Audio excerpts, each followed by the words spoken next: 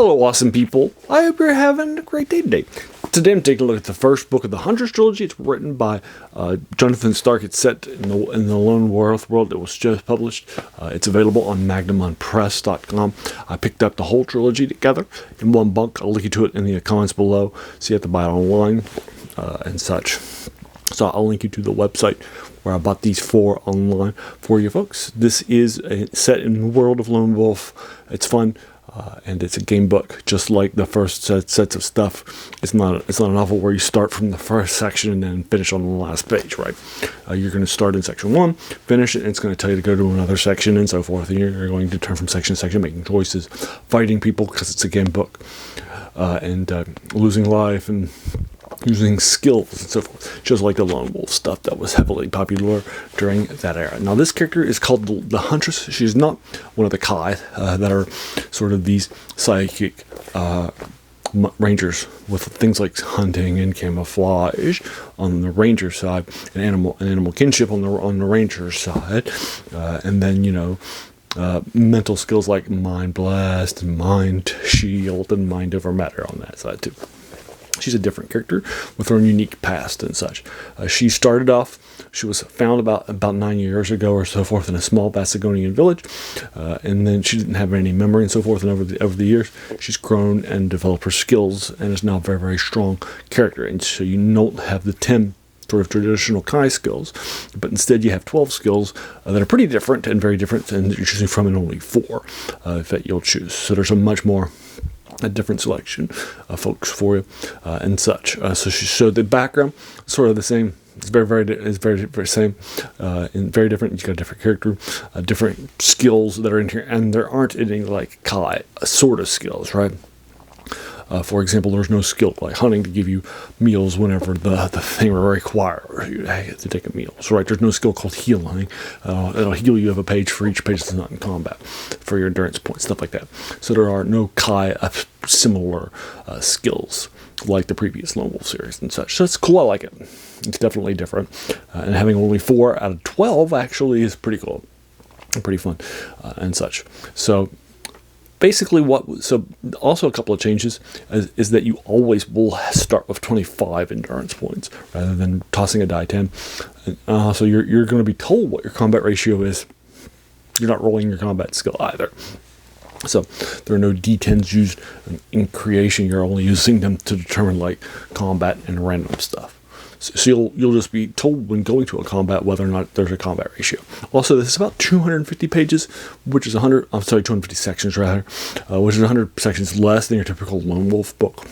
But it actually didn't take me that long. It took me about a half an hour for me to reread the rules twice, so I was ready to do my creation and start the novel, the game book rather, proper. And then about 2.5 to 3 hours for me to actually read, which is about roughly the same for a Lone Wolf book. So it didn't feel like it was faster, even though it was 100 sections shorter. So that was good for you folks. So here are my 4 skills that I took with me. One skill in here is called Alchemy. It lets you start with a potion or a poison. Also, you have poisons in this section that you can use to coat your weapons to get combat boosts and so forth. And then, so I grabbed that, and then it also lets you make potions, and use or venoms of 5 different types that you can make when you're in sections of the thing. I thought that was pretty good. Used it a lot. A second one I got is called Enhanced Awareness. That will let you know when something bad is about to happen, so that way you'll have a sort of a preconception, if you will, that you rarely use. I thought that would be pretty useful. Sort of like the Sixth Sense is pretty commonly used, or divination is pretty commonly used, and that sort of thing. I thought it'd be kind of like that. It's not that heavily used. I took Thieves skills, so you can pick locks and disarm traps, and pickpockets and stuff like that. And I took the Thieves kit with me too in my opening skills. It was pretty handy. Used that pretty regularly, just like I thought it was, because you're actually in the village of Torin, which is one of the biggest towns in Summerland. So you're actually in the same area that the Kai Lords are in, and this is actually the town toward the homeland. I'm sorry, the home city rather of the Brotherhood that Banadin is in, who you meet in the first book, Flight from the Dark, and is a regular character in the Lone Wolf series, 2 of the sorcerers. that are there. So you're doing some deep dive into some explorations into what's happening and so forth. And then I check a weapon skill. There are 4 weapon skills that require you to have a special weapon. Well, one of them's wrestling, and the other 3, one is a longsword. I took that one, so it's a longsword specialization, which helps you to do more damage in combat. And then the cleaver one, and is also one good for axes. And then there's one if you use it with 2 hands, and then there's also a dagger throwing one too, and you can start throwing the dagger, so you don't have to use your actual dagger, only use it once. Then in the equipment section, you'll actually start with one of those 3 weapons, so that you'll be able to use your skill in those. And you also have the ability to take the bore gunner, so you can use bore guns, but you'll only have 2 charges, and you can't make more charges. You don't have that knowledge, so you'll have to find more during the course of the adventure. So that was pretty cool too. And the bore gunner and the throwing daggers are ones that I wish that I had. And then the sword wasn't used super much in combat. It was occasionally, especially in one big combat, but it wasn't that heavily used and so forth. So it was pretty cool. So I probably would, swap the extra perception one for either Mark of the Agarashi. That's used a lot. Basically, Mark of the Agarashi means you just fought an Agarashi, a demon creature, and it has scarred you, and the scars have changed you as a person. That's used a lot. I don't know what it was, but that was used a lot. Also, there's Cat Step, which is used kind of like Huntsman Mastery, which is used oftentimes to add to your combat dials, but there's no which is basically like kind of acrobatics and your ability to keep your balance, that sort of a thing.